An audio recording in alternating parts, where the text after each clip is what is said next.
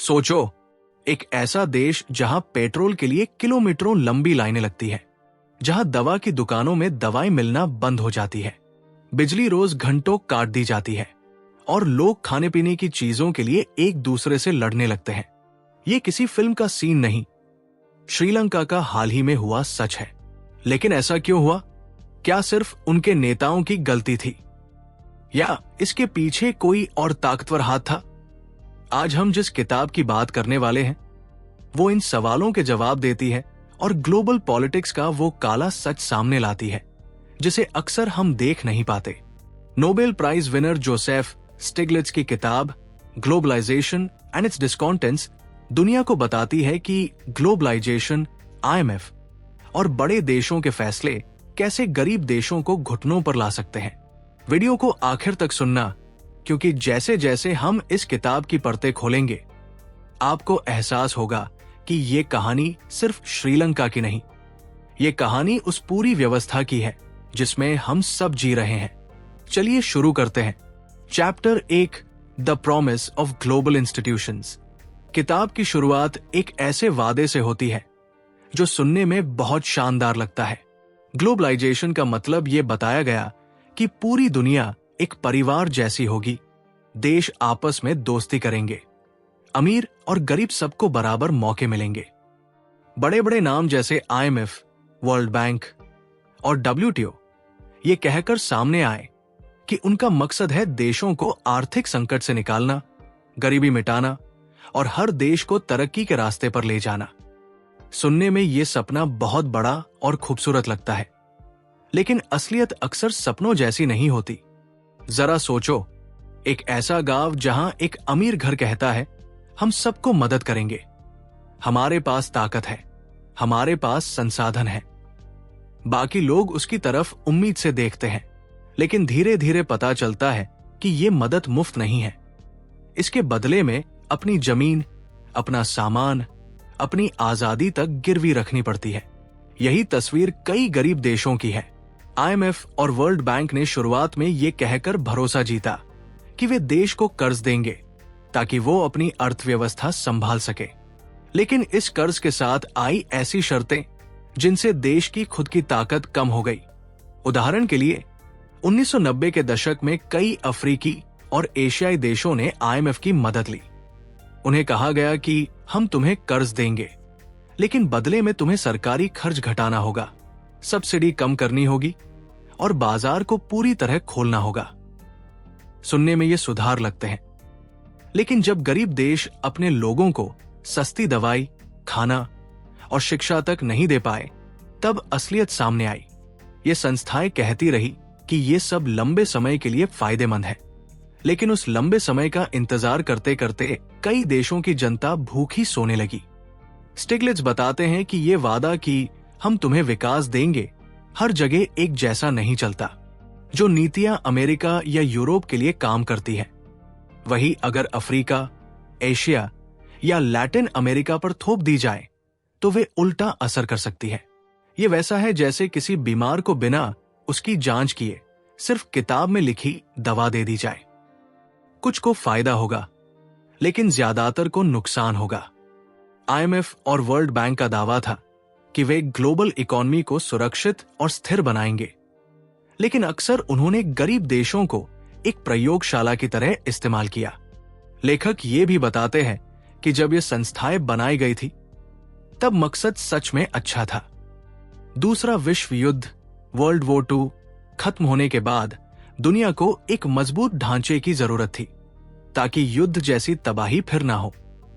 ये संस्थाएं बनी ताकि हर देश को बराबरी का मौका मिले और आर्थिक संकट का हल मिल सके। लेकिन समय के साथ ये संस्थाएं ताकतवर देशों के कंट्रोल में आ गई। अब फैसले वहां नहीं होते जहां जरूरत है, बल्कि वहां होते हैं जहां सबसे ज्यादा ताकत है। इसे समझने के लिए एक और उदाहरण देखो।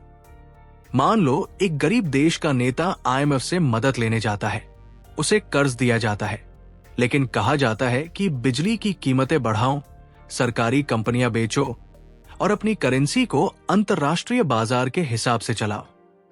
ये बातें अंतर्राष्ट्रीय कंपनियों को फायदा देती हैं, लेकिन आम आदमी के लिए ये नई मुसीबतें बन जाती है। बिजली महंगी, पेट्रोल महंगा, नौकरियां कम। देश के लोग सोचते हैं कि मदद लेने आए थे, लेकिन हालत पहले से भी खराब हो गई। यही वो जगह है जहां लेखक कहते हैं कि ये ग्लोबल संस्थाएं, जिनके वादे इतने बड़े थे, वे अक्सर उन देशों के लिए डर का कारण बन गई जिनके लिए इन्हें बनाया गया था। ये पहला अध्याय हमें ये समझने पर मजबूर करता है कि ग्लोबलाइजेशन और अंतर्राष्ट्रीय संस्थाओं की चमक दमक के पीछे कितनी जटिल राजनीति छुपी है। जो वादा सबको बराबर मौका देने का था, वो अब सवालों के घेरे में है। और जैसे जैसे किताब आगे बढ़ती है, ये शक और गहराता जाता है कि कहीं ये संस्थाएं सिर्फ मदद का नाम लेकर अपने असली एजेंडे को तो नहीं चला रही। कहानी यहीं से एक ऐसे मोड़ पर पहुंचती है जहां मदद और मजबूरी की ये लाइन और धुंधली होने लगती है। Chapter 2 broken promises. किताब का दूसरा अध्याय हमें उस सच्चाई में लेकर जाता है जहां उम्मीदें टूटी है। दुनिया के गरीब और विकासशील देशों से वादा किया गया था कि ग्लोबलाइजेशन से सबको फायदा होगा, हर देश को बराबर मौके मिलेंगे। लेकिन हकीकत यह है कि ये वादे सिर्फ कागज पर अच्छे लगते थे। जमीन पर हालात अलग ही कहानी बताते हैं। जरा सोचो, एक देश जो सालों तक गरीबी से जूझ रहा था, अंतर्राष्ट्रीय संस्थाओं के पास मदद मांगने जाता है। उसे कहा जाता है, हम तुम्हें कर्ज देंगे, लेकिन तुम्हें अपने कानून बदलने होंगे, बाजार खोलने होंगे और सरकारी कंपनियां बेचनी होंगी। नेता खुश हो जाते हैं कि अब उनके देश में पैसा आएगा, विकास होगा। लेकिन असली खेल यहीं से शुरू होता है। स्टिग्लिट्ज इस अध्याय में बताते हैं कि ये वादे कैसे धीरे धीरे गरीब देशों की रीढ़ तोड़ देते हैं। उन्होंने कई देशों के उदाहरण दिए जहां IMF और वर्ल्ड बैंक ने बड़ी बड़ी योजनाओं का वादा किया, लेकिन नतीजा आया सिर्फ कर्ज का पहाड़। जैसे लैटिन अमेरिका के कई देशों को कहा गया कि अगर वे अपनी अर्थव्यवस्था को पूरी तरह खुला कर देंगे तो निवेश आएगा, नौकरियां बढ़ेंगी। पर असल में हुआ ये कि निवेशक आए, अपना फायदा उठाया और चले गए। देश रह गया बेरोजगारी और महंगाई के साथ। ये कहानी सिर्फ लैटिन अमेरिका तक नहीं रुकती। रूस का भी उदाहरण किताब में मिलता है। सोवियत संघ टूटने के बाद IMF और पश्चिमी देशों ने रूस को भरोसा दिलाया कि मार्केट इकोनॉमी अपनाओ, लोकतंत्र लाओ और हम मदद करेंगे। रूस ने सब किया, लेकिन उसकी अर्थव्यवस्था रसातल में चली गई। लाखों लोगों की बचत खत्म हो गई, महंगाई आसमान छूने लगी और कुछ चुनिंदा लोग अमीर बनकर उभरे, जबकि आम जनता गरीबी में डूब गई। स्टिग्लिट्ज कहते हैं कि ये शॉक थेरेपीज के नाम पर रूस की जनता पर किया गया एक बड़ा आर्थिक प्रयोग था। ये टूटे हुए वादे हमें ये समझाते हैं कि ग्लोबलाइजेशन का मतलब हमेशा बराबरी नहीं होता। ये ताकतवर देशों और कंपनियों का खेल भी हो सकता है। IMF और वर्ल्ड बैंक जैसी संस्थाओं का कहना है कि उनकी हर नीति का मकसद विकास है, लेकिन उनकी नीतियां अक्सर देशों को कर्ज के जाल में फंसा देती है।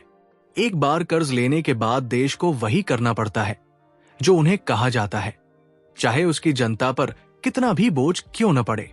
एक और दिलचस्प बात स्टिग्लिट्ज बताते हैं कि इन संस्थाओं में फैसले लोकतांत्रिक नहीं होते। हर देश की एक वोट होती है, लेकिन अमीर देशों का वजन इतना ज्यादा है कि असली कंट्रोल उन्हीं के पास रहता है। मतलब नाम तो है ग्लोबल संस्थाएं, लेकिन फैसले वही लेते हैं जिनके पास ताकत और पैसा है। यही वजह है कि गरीब देशों की आवाज दब जाती है और उनका भविष्य उन हाथों में चला जाता है जिनके लिए उनका फायदा मायने नहीं रखता। इस अध्याय को पढ़ते हुए एक कड़वी सच्चाई सामने आती है कि ग्लोबलाइजेशन और अंतर्राष्ट्रीय मदद की चमकदार तस्वीर के पीछे बहुत कुछ ऐसा है जिसे हम देखना नहीं चाहते। गरीब देशों के लिए ये मदद कभी कभी उनकी सबसे बड़ी मुश्किल बन जाती है।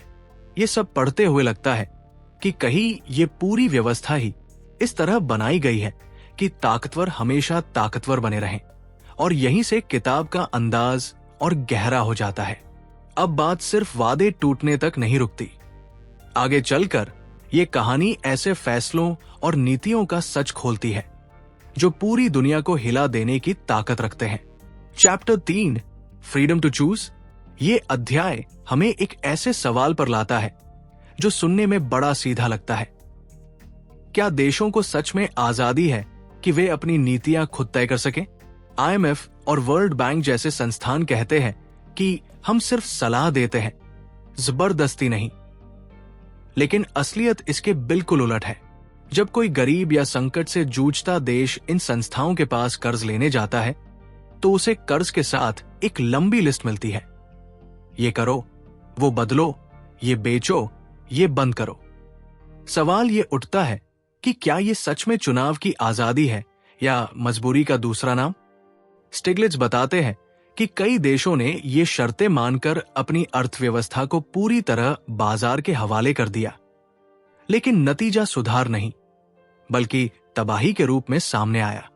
उदाहरण के लिए 1990 के दशक में अफ्रीका के कई देशों को IMF ने कहा कि वे अपनी सरकारी कंपनियों को बेच दें, सब्सिडी खत्म कर दें और विदेशी कंपनियों के लिए दरवाजे खोल दें। गरीब देशों ने कहा ठीक है, क्योंकि उनके पास और कोई विकल्प नहीं था। लेकिन हुआ ये कि उनके लोग रोजमर्रा की जरूरतों के लिए तरसने लगे। दवाएं महंगी हो गई, खेती के साधन आम किसान की पहुंच से बाहर हो गए और विदेशी कंपनियां वहां का संसाधन सस्ते में ले गई। एक और चौंकाने वाला उदाहरण रूस का है। IMF और पश्चिमी देशों ने रूस को मार्केट सुधार के नाम पर एक झटके में सारी सरकारी कंपनियां बेचने को कहा। इसे शॉक थेरेपी कहा गया। जो जनता सोवियत दौर में भले कम सुविधा में लेकिन स्थिर जीवन जी रही थी, वो रातों रात बेरोजगार हो गई। कुछ अरबती बने जिन्हें ओलिगार्क्स कहा गया और करोड़ों लोग गरीबी में गिर गए। स्टिग्लिट्ज साफ लिखते हैं कि ये चुनाव की आजादी नहीं बल्कि ताकतवर देशों की मर्जी से लिया गया फैसला था। ये अध्याय इस मायाजाल को खोलता है कि कैसे सलाह के नाम पर देशों को ऐसी राह पर धकेला जाता है जो उनके हालात के लिए ठीक नहीं होती। IMF कहता है कि तुम्हारे पास हमारी शर्तें मानने या मना करने का अधिकार है, लेकिन असल में जो देश संकट में डूबा है उसके पास कोई विकल्प ही नहीं बचता। या तो वो शर्तें माने या अपनी अर्थव्यवस्था को बर्बादी में जाते देखे। ये वैसा है जैसे कोई पानी में डूबते हुए इंसान को रस्सी दे और कहे रस्सी पकड़ो या डूब जाओ, तुम्हारी मर्जी है। स्टिग्लिट्ज इस बात पर भी जोर देते हैं कि हर देश की अर्थव्यवस्था अलग होती है। जो नीति अमेरिका में काम करती है वो भारत या अफ्रीका में काम नहीं करेगी।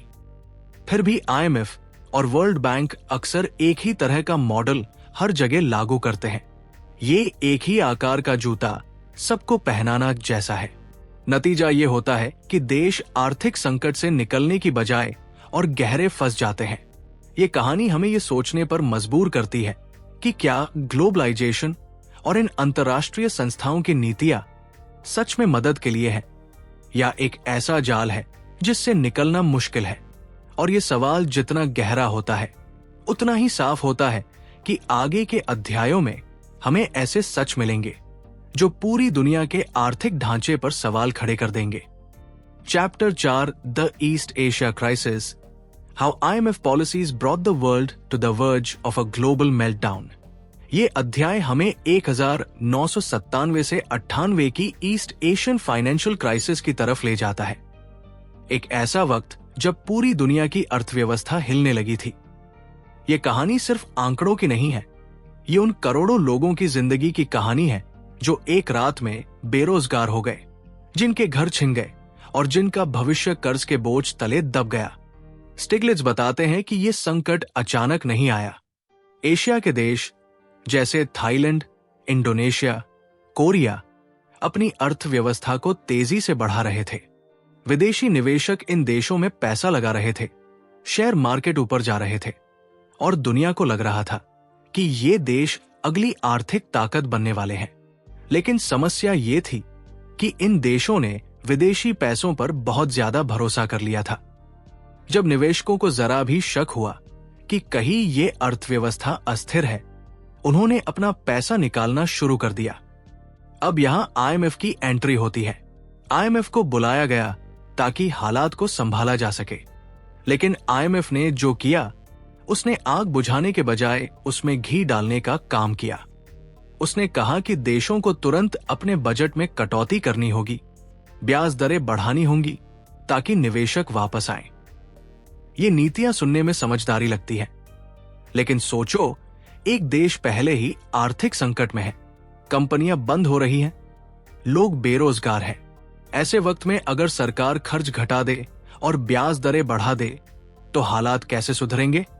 लोगों के पास नौकरी नहीं, व्यापारियों के पास पैसा नहीं, और ऊपर से कर्ज लेना भी मुश्किल। थाईलैंड और इंडोनेशिया में यही हुआ। आईएमएफ की शर्तों ने इन देशों की अर्थव्यवस्था को और नीचे धकेल दिया। बेरोजगारी आसमान छू गई, कंपनियां एक के बाद एक दिवालिया हो गई और करोड़ों लोग गरीबी में गिर गए। ये वो दौर था जब आईएमएफ का नाम मददगार से ज्यादा डर का पर्याय बन गया। स्टिग्लिट्स लिखते हैं कि आईएमएफ ने इन देशों को रोगी मानकर इलाज करने की कोशिश की, लेकिन असल में जो दवा दी गई उसने मरीज को और बीमार कर दिया। इंडोनेशिया की कहानी सबसे डरावनी है। वहां आईएमएफ की नीतियों से हालात इतने बिगड़ गए कि देश में दंगे होने लगे। लोग खाने के लिए सड़क पर उतर आए और सरकार को गिरना पड़ा। विदेशी निवेशकों का भरोसा लौटाने के नाम पर देश के आम आदमी की जिंदगी नर्क बन गई। ये वो पल था जब दुनिया को एहसास हुआ कि आईएमएफ की नीतियां एक ही फार्मूला सब जगह की तरह है, चाहे हालात कैसे भी हों। स्टिग्लिट्स का कहना है कि ये पूरी कहानी एक सबक है। उन्होंने आईएमएफ के उस नजरिए की आलोचना की जिसमें वे मानते थे कि बाजार खुद सब ठीक कर देगा, लेकिन असल में बाजार का भरोसा तभी बनता है जब लोगों के पास नौकरी हो, अर्थव्यवस्था चल रही हो और देश के अंदर स्थिरता हो।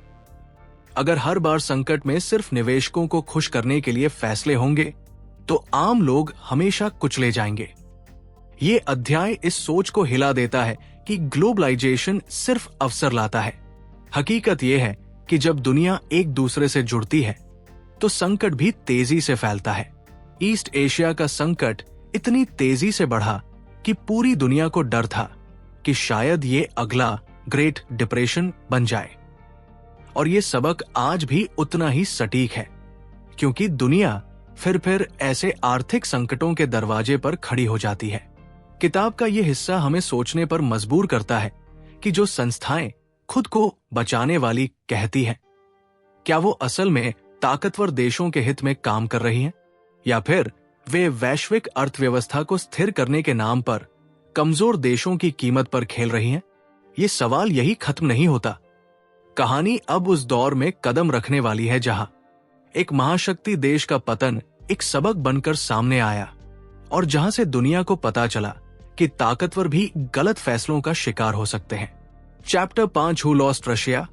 ये अध्याय हमें 1990 के दशक के रूस में ले जाता है। एक ऐसा दौर जब सोवियत यूनियन का बिखराव हुआ था और पूरी दुनिया को लगा था कि अब रूस लोकतंत्र और बाजार की ताकत से दुनिया का नया सितारा बनेगा। लेकिन हुआ ठीक उल्टा। स्टिग्लिट्स बताते हैं कि कैसे आईएमएफ और पश्चिमी देशों की नीतियों ने रूस को सुधारने के बजाय एक ऐसे अराजक दौर में धकेल दिया जहां करोड़ों लोग गरीबी में चले गए, अपराध बढ़ गया और देश का पूरा ढांचा हिल गया। सोवियत यूनियन टूटने के बाद रूस के पास एक बड़ा सवाल था, अब आगे कैसे बढ़ा जाए? पश्चिम से आने वाले सलाहकारों और आईएमएफ ने एक ही जवाब दिया, शॉक थेरेपी। इसका मतलब था कि रातों रात रूस को कम्युनिस्ट व्यवस्था से फ्री मार्केट में बदल दो, सरकारी कंपनियां बेच दो, सब्सिडी खत्म कर दो और बाजार को पूरी तरह आजाद कर दो। ये योजना सुनने में तेजी से प्रगति का शॉर्टकट लगती थी, लेकिन इसका असर रूस की आम जनता पर ऐसा पड़ा कि पूरा देश टूट गया। रूस की हजारों सरकारी कंपनियों को औने पौने दाम पर बेचा गया। कुछ लोगों ने इन कंपनियों को खरीदकर अरबों का साम्राज्य खड़ा कर लिया। ये लोग ओलिगार्क्स कहलाए, अमीरों का एक छोटा सा वर्ग जिसने रूस की पूरी दौलत अपने हाथों में ले ली। वही करोड़ों लोग बेरोजगार हो गए। जो लोग पहले कम वेतन पर सही थे, उनके पास अब कुछ भी नहीं बचा। महंगाई इतनी बढ़ी कि लोगों की जिंदगी की सारी जमा पूंजी खत्म हो गई। स्टिग्लिट्ज इस अध्याय में आईएमएफ की उस सोच पर तीखा हमला करते हैं जिसमें उन्होंने माना कि रूस को फ्री मार्केट में डाल देने से विदेशी निवेशक आएंगे और सब ठीक हो जाएगा। लेकिन असल में ऐसा कुछ नहीं हुआ। निवेशक डर गए क्योंकि रूस की अर्थव्यवस्था एकदम से गिर रही थी, कानून व्यवस्था खत्म हो रही थी और भ्रष्टाचार बढ़ रहा था। देश का पूरा ढांचा विकास के नाम पर ढह गया। ये सिर्फ आर्थिक संकट नहीं था, ये लोगों की उम्मीदों का भी पतन था। सोवियत यूनियन टूटने के बाद रूसियों को लगा था कि अब उनका जीवन बेहतर होगा, लोकतंत्र आएगा और वे भी पश्चिमी देशों की तरह आगे बढ़ेंगे। लेकिन आईएमएफ की नीतियों ने उन्हें गहरी निराशा में डाल दिया। स्टिग्लिट्ज साफ कहते हैं कि यह हादसा दिखाता है कि आर्थिक सुधार सिर्फ किताबों के फॉर्मूले से नहीं होते। हर देश की अपनी राजनीति, संस्कृति और इतिहास होता है। रूस में शॉक थेरेपी का मतलब सुधार नहीं बल्कि अराजकता निकला। इस दौर ने रूस के लोगों के मन में पश्चिम के लिए गुस्सा पैदा कर दिया। उन्होंने देखा कि उनकी दौलत कुछ लोगों के हाथ में चली गई और बाकी लोग भूख, बेरोजगारी और अपराध में फंस गए। ये वही समय था जब रूस में आज के सख्त नेतृत्व की नींव पड़ी, क्योंकि जनता को लगा कि लोकतंत्र और पश्चिमी नीतियों ने उन्हें सिर्फ तबाही दी है। स्टिग्लिट्ज का कहना है कि आईएमएफ और पश्चिमी संस्थाओं ने रूस को एक प्रयोगशाला की तरह इस्तेमाल किया। उन्होंने नीतियां लागू करने से पहले इस बात पर ध्यान ही नहीं दिया कि एक पूरे देश को रातों रात बदला नहीं जा सकता। ये अध्याय एक चेतावनी की तरह है कि अगर किसी देश को समझे बिना उस पर नीतियां थोपी जाएं, तो नतीजा सुधार नहीं बल्कि संकट होता है और यहीं से किताब का माहौल और भारी हो जाता है। अब कहानी हमें यह दिखाने वाली है कि सिर्फ रूस ही नहीं, अंतर्राष्ट्रीय व्यापार कानून और वैश्विक व्यवस्था के पीछे भी एक ऐसा खेल छिपा है जो सब कुछ बराबरी से बांटने का दावा करता है, लेकिन असलियत कुछ और है। Chapter 6 unfair trade laws and other mischief. इस अध्याय में स्टिग्लिट्ज उस मुखौटे को उतारते हैं जो अंतर्राष्ट्रीय व्यापार समझौतों और ग्लोबलाइजेशन की चमकती तस्वीर के पीछे छिपा है। ये अध्याय सीधा कहता है कि जिस फ्री ट्रेड, मुक्त व्यापार का प्रचार दुनिया को बराबरी का मौका देने के नाम पर किया गया, वो असल में ताकतवर देशों के लिए एक हथियार है। सोचिए, हमें हमेशा ये सिखाया गया है कि मुक्त व्यापार का मतलब है कि हर देश को बराबरी का मौका मिलेगा, लेकिन हकीकत यह है कि ये समझौते बनाने का खेल ताकतवर देशों और उनकी कंपनियों के हाथ में है। गरीब देशों को कहा जाता है कि तुम अपनी सीमाएं खोलो, टैरिफ कम करो, सब्सिडी घटाओ ताकि विदेशी कंपनियां तुम्हारे यहां सकें। लेकिन जब गरीब देश अपने सामान को अमीर देशों में बेचने की कोशिश करते हैं, तो वही अमीर देश अपने बाजार को सुरक्षित रखने के लिए दीवार खड़ी कर देते हैं। स्टिग्लिट्ज खासतौर पर बताते हैं कि अमेरिका और यूरोप कैसे अपने किसानों को भारी सब्सिडी देते हैं। मतलब ये कि उनके किसान सस्ती दरों पर सामान पैदा कर सकते हैं और गरीब देशों के किसानों से मुकाबला कर सकते हैं। अब सोचो, एक छोटा किसान अफ्रीका या एशिया का, जिसके पास न टेक्नोलॉजी है न सरकारी मदद, वो कैसे मुकाबला करेगा उन देशों से जिनके पास अरबों डॉलर की सब्सिडी है। नतीजा ये होता है कि गरीब देशों का किसान अपनी जमीन बेच देता है या कर्ज में डूब जाता है, जबकि ताकतवर देशों की कंपनियां और मजबूत हो जाती है। इस अध्याय का एक और चौंकाने वाला हिस्सा है कि कैसे इंटेलेक्चुअल प्रॉपर्टी राइट्स का इस्तेमाल गरीब देशों को दबाने के लिए किया जाता है। दवाइयों का उदाहरण लो, बड़ी फार्मा कंपनियों के पास पेटेंट होते हैं, मतलब वे तय करती है कि कौन सी दवा कौन बनाएगा और कितनी कीमत पर बेचेगा। जब अफ्रीका जैसे देशों में एड्स जैसी महामारी फैली थी, तब दवाओं की कीमत इतनी ज्यादा थी कि लाखों लोग इलाज नहीं करा सके। गरीब देशों ने सस्ती जेनेरिक दवाएं बनाने की कोशिश की, लेकिन वर्ल्ड ट्रेड ऑर्गेनाइजेशन WTO के नियमों ने उन पर रोक लगा दी। स्टिग्लिट्ज इस बात पर गुस्सा जताते हैं कि जब नियम कंपनियों के मुनाफे को बचाने के लिए बनाए जाते हैं, तो इंसानों की जान की कोई कीमत नहीं रहती। किताब में वो ये भी दिखाते हैं कि ये सारे व्यापार समझौते कितनी चालाकी से तैयार किए जाते हैं।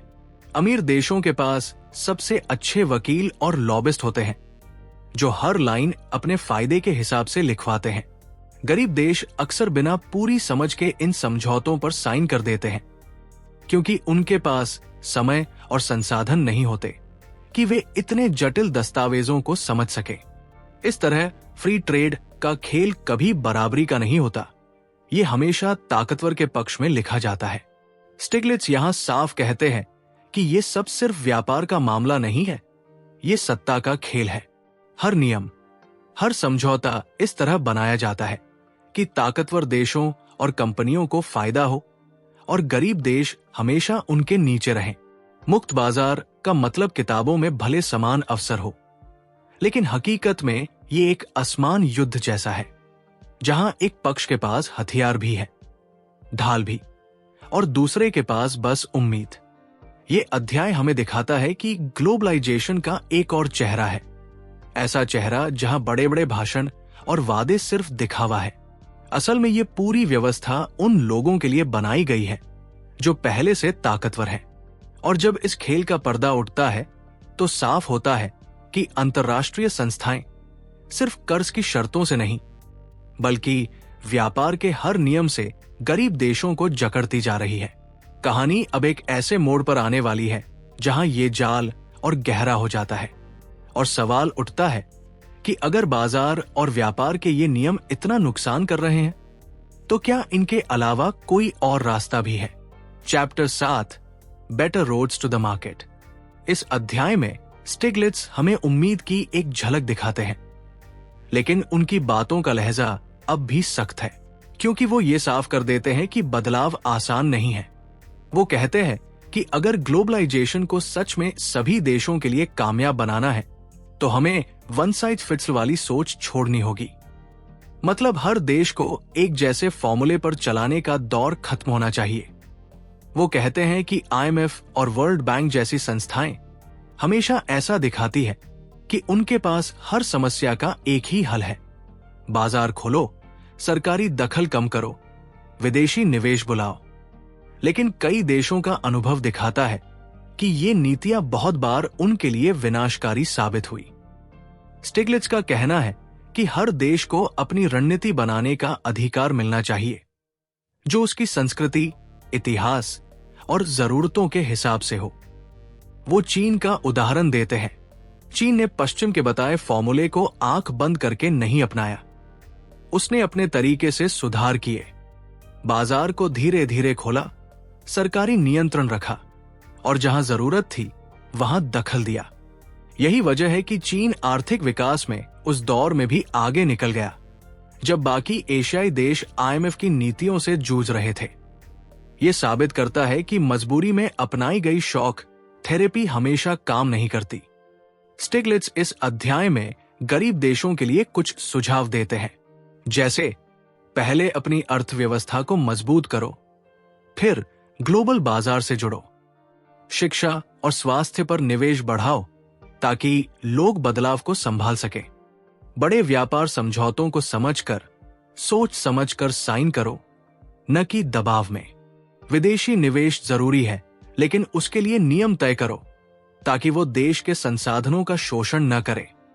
वो ये भी कहते हैं कि IMF और वर्ल्ड बैंक को अपने काम करने का तरीका बदलना होगा।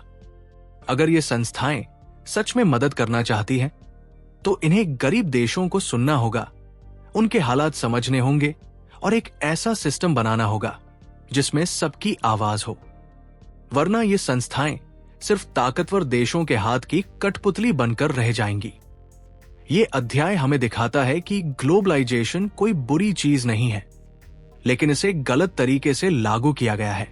ये दुनिया को जोड़ सकता है, गरीब देशों को उठने का मौका दे सकता है, लेकिन इसके लिए जरूरी है कि फैसले निष्पक्ष हों। आज की स्थिति में ताकतवर देशों के पास सारा नियंत्रण है, जबकि कमजोर देशों की आवाज दबा दी जाती है। स्टिग्लिट्स बार बार चेतावनी देते हैं कि अगर ये रवैया नहीं बदला तो ग्लोबलाइजेशन का विरोध बढ़ेगा और दुनिया और ज्यादा आसमान हो जाएगी। किताब का यह हिस्सा एक मोड़ जैसा लगता है।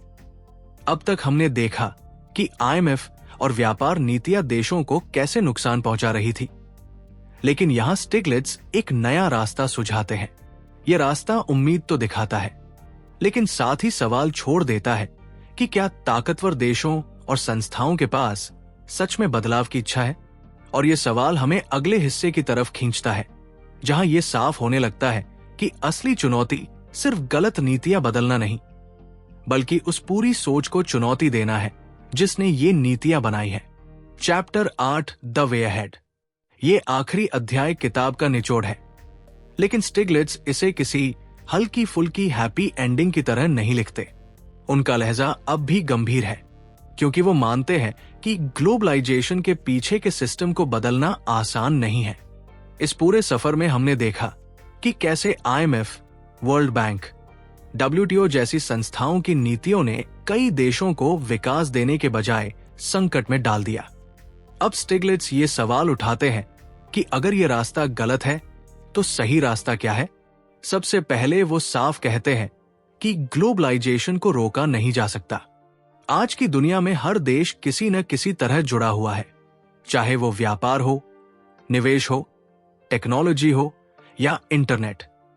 सवाल ये नहीं है कि ग्लोबलाइजेशन अच्छा है या बुरा, सवाल ये है कि इसे किसके लिए काम करना चाहिए। अभी ये ज्यादातर ताकतवर देशों और कंपनियों के लिए काम कर रहा है। गरीब देशों को सिर्फ पॉलिसी रिफॉर्म के नाम पर आदेश मिलते हैं, जबकि उनकी आवाज सुनी ही नहीं जाती। स्टिग्लिट्ज कहते हैं कि अगर सच में बदलाव चाहिए तो हमें इन संस्थाओं के ढांचे को बदलना होगा। IMF और वर्ल्ड बैंक में अमीर देशों का कब्जा है, फैसले कुछ ही देशों के हाथ में हैं। अगर ये संस्थाएं वाकई अंतर्राष्ट्रीय हैं, तो गरीब देशों को भी बराबरी की सीट मिलनी चाहिए। फैसले लेने का अधिकार सिर्फ उन्हीं के पास नहीं होना चाहिए जिनके पास सबसे ज्यादा पैसा है। वे ट्रेड नीतियों पर भी कटाक्ष करते हैं। उनका कहना है कि अगर फ्री ट्रेड का मतलब सबके लिए बराबरी है, तो अमीर देशों को भी अपनी सब्सिडी और बाजार सुरक्षा को खत्म करना चाहिए। गरीब देशों के किसानों को मौका देना चाहिए, न कि उन्हें सस्ते विदेशी सामान से कुचल देना चाहिए। ये एक ऐसा मुद्दा है जो आज भी उतना ही प्रासंगिक है। जलवायु संकट हो या फूड सिक्योरिटी, अगर ताकतवर देश सिर्फ अपने फायदे के लिए नियम बनाएंगे तो ग्लोबलाइजेशन पर लोगों का भरोसा खत्म हो जाएगा। स्टिग्लिट्ज एक और महत्वपूर्ण बिंदु उठाते हैं, पारदर्शिता और जवाबदेही। IMF और WTO जैसी संस्थाएं अक्सर बंद दरवाजों के पीछे फैसले लेती है, जिन्हें दुनिया को बस लागू करना होता है। वो कहते हैं कि ग्लोबलाइजेशन का भविष्य तभी उज्जवल हो सकता है जब ये संस्थाएं खुले में काम करें, लोगों को शामिल करें और हर देश को बोलने का मौका दें। इस अध्याय का सबसे ताकतवर संदेश ये है कि ग्लोबलाइजेशन को इंसानियत के नजरिए से देखने की जरूरत है, सिर्फ निवेशकों और कंपनियों के नजरिए से नहीं। उन्होंने चेतावनी दी कि अगर ऐसा नहीं हुआ तो ग्लोबलाइजेशन के खिलाफ गुस्सा और विरोध इतना बढ़ जाएगा कि पूरी व्यवस्था खतरे में पड़ जाएगी। ये चेतावनी आज की दुनिया में बिल्कुल सही बैठती है। ब्रेक्सिट से लेकर ट्रेड वार्स तक लोग सिस्टम पर भरोसा खोते जा रहे हैं। किताब का अंत आपको सोचने पर मजबूर कर देता है। स्टिग्लिट्ज न तो सिर्फ आलोचना कर रहे हैं और न ही कोई काल्पनिक सपनों का मॉडल दे रहे हैं। वो कह रहे हैं कि अगर दुनिया सच में ग्लोबलाइजेशन चाहती है तो उसे इंसाफ और संतुलन पर आधारित होना होगा, वरना ये ताकतवरों का खेल बनकर रह जाएगा, जहां कुछ ही लोग जीतेंगे और बाकी हमेशा हारते रहेंगे। और यही वो बिंदु है जहां ये किताब अपने असली मकसद तक पहुंचती है, ग्लोबलाइजेशन के पीछे के सच को उजागर करना और हमें ये सोचने पर मजबूर करना कि ये सिस्टम बदलने की जिम्मेदारी सिर्फ सरकारों या संस्थाओं की नहीं, बल्कि हमारी भी है। तो दोस्तों, ग्लोबलाइजेशन एंड इट्स डिस्कॉन्टेंट्स का ये सफर यही खत्म होता है, लेकिन ये कहानी यही नहीं रुकती। जोसेफ स्टिग्लिट्ज ने हमें दिखाया कि ग्लोबलाइजेशन का चेहरा कितना जटिल है। कहीं ये मौका देता है तो कहीं ये गरीब देशों को और गरीब कर देता है। ये किताब सिर्फ एक आर्थिक बहस नहीं, ये हमारे भविष्य का आईना है। अब सवाल ये है कि क्या ये दुनिया सिर्फ ताकतवर देशों और कंपनियों के लिए बनी रहेगी, या हम इसे सबके लिए बेहतर बना सकते हैं? ये सवाल हर देश, हर नेता और हर इंसान से जुड़ा है, और शायद इसका जवाब हम सब मिलकर ही ढूंढ सकते हैं। अगर आपको ये ऑडियो बुक सारांश पसंद आया तो वीडियो को लाइक जरूर करें, अपने दोस्तों और परिवार के साथ शेयर करें ताकि ज्यादा लोग ये सच्चाई समझ सकें, और चैनल को सब्सक्राइब करें ताकि आपको ऐसी ही दमदार किताबों के सारांश मिलते रहें। कमेंट्स में बताइए, आपको ग्लोबलाइजेशन पर स्टिग्लिट्ज की सोच कितनी सही लगती है? क्या आप मानते हैं कि ये सिस्टम सबके लिए न्यायपूर्ण हो सकता है? आपका हर कमेंट और हर शेयर हमें और मेहनत करने की ताकत देता है। तो मिलते हैं अगले सफर में एक और किताब, एक और सच और एक नई सोच के साथ। तब तक के लिए अलविदा। और हां, जुड़े रहिए क्योंकि अगली कहानी शायद आपकी सोच को एक और लेवल पर ले जाएगी।